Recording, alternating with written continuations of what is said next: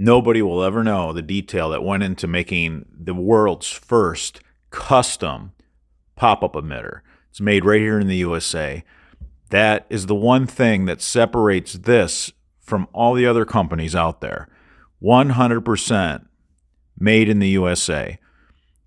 If you think that you get a better product when it's made in the USA, you are right on the mark.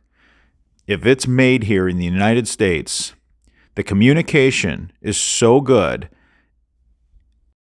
Give this video a thumbs up, because a lot of people wanted us to make our products in China to save a buck.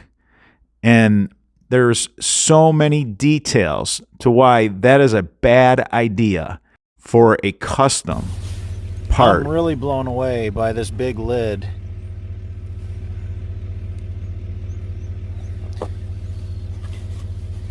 This thing, you know, these are the worst conditions. You know, it's mud. It's mud, so the truck sinks. You can see the indentation from the truck.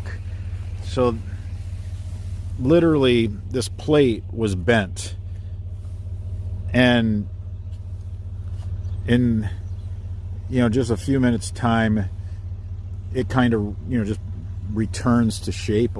A lawnmower will not bother this whatsoever. You can drive the biggest lawnmower on the market. You can drive a tractor over it. I just proved that.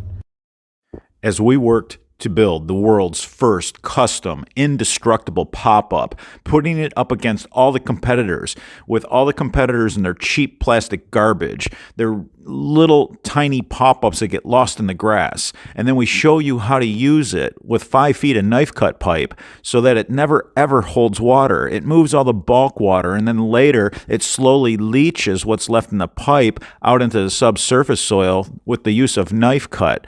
We have this customized pop-up where you take this pin, you take this clip. It's super easy for the homeowner, the DIYer, or the contractor to take the top off.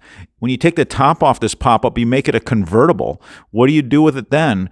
Well, a lot of contractors and a lot of homeowners run sump pump discharge lines to a 4-inch end plug. It fits a 4-inch end plug perfectly when you turn it into convertible, and it fits both 4-inch and 3-inch pipe. Beautiful fit. I have a feeling that these other companies, they sit around an oval table like this and the conversation's different. It's how can we build it with the least amount of material used?